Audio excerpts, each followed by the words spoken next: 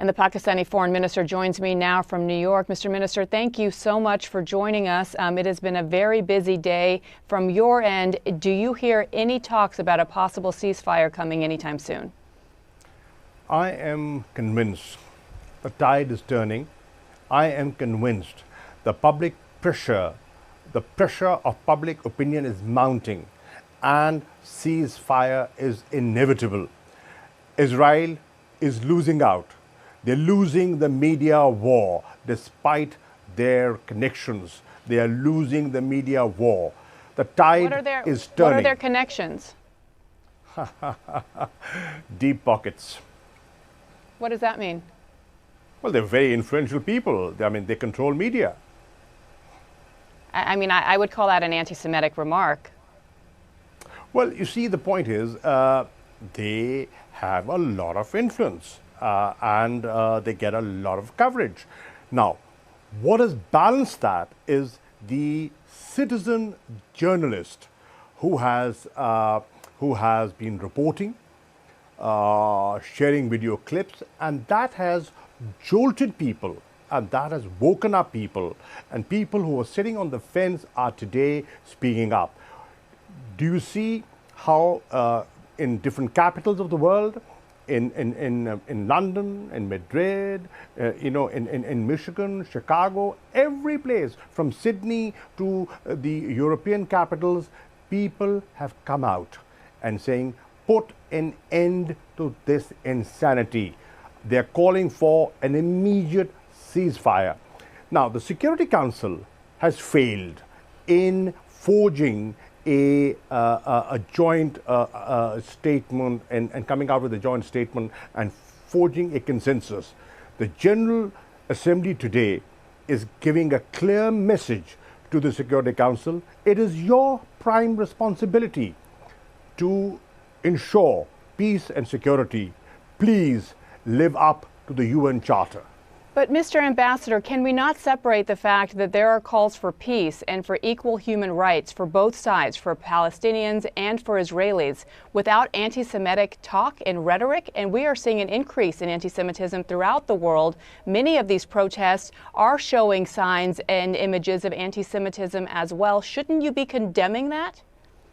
I will not justify any rocket attacks, and I cannot justify and I cannot condone the aerial bombardment that is taking place. But what about anti-Semitism? And what about Hamas's role in stopping the rockets? I am saying when you do not engage, when there are no negotiations, when there is occupation, when there's genocide, when there's war crimes, when there's ethnic cleansing, then an extremist element takes advantage of that situation.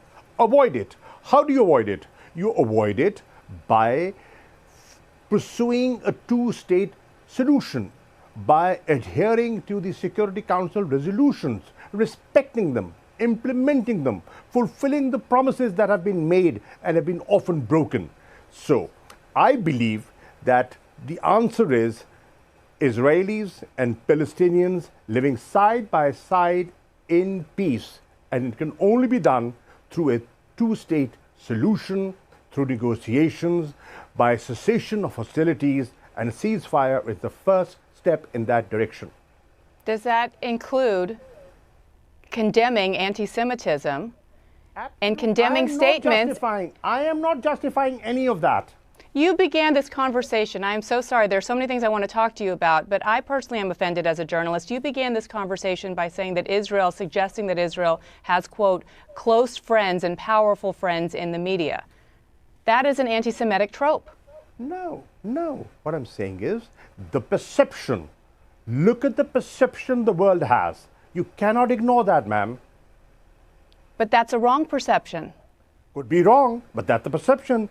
Negate it. Well, negate it. By giving a balanced coverage, negate it. The onus is not on those who are being accused of things that aren't true. It's on people like you in powerful positions to say that that's wrong. Well, what we are saying, what is wrong, and I'm not shying away from that. What I'm saying is, this insanity must come to an end. We must promote dialogue. We must sit and talk, and we must promote peace. Israelis and Palestinians, everybody has a right to live. They have a right to protect their children. Look at what's happening. 230 innocent people have been killed. More than 50,000 people have been displaced. 50 schools have been bombed. Hospitals have been targeted. Red Cross has been targeted. The AP office, media outlets have been targeted. And what they're saying is, okay, if you think there was Hamas presence there, why don't you have an independent investigation?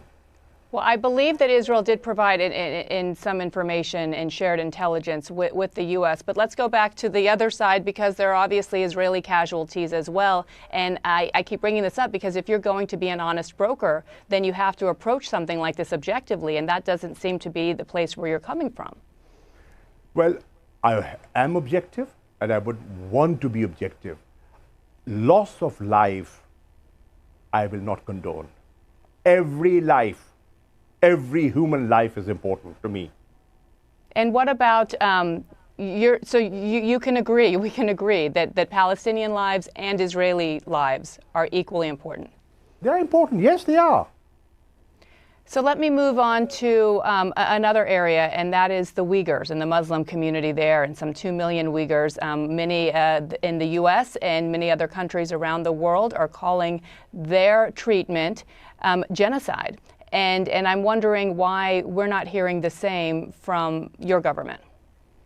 Well, my government has always spoken with frankness. China is a very good friend of Pakistan. They've stood by us through thick and thin, and we have means of communication, and we use our diplomatic channels. We do not discuss everything in public.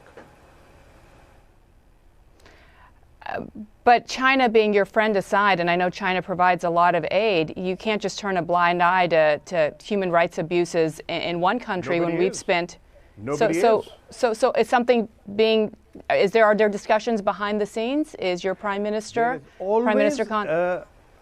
Ma'am, there's always a way of doing things, and we are not oblivious of our responsibilities.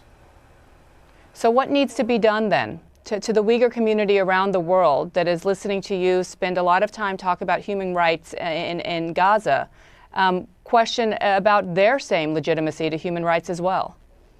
Well, we have been advocating for human rights, whether they are in Gaza or in Indian-occupied Kashmir. Look at the atrocities that have been committed in Kashmir. Does the world talk about it? How many people have talked about it? Let's be fair. Let's have a fair assessment of how much coverage has that got.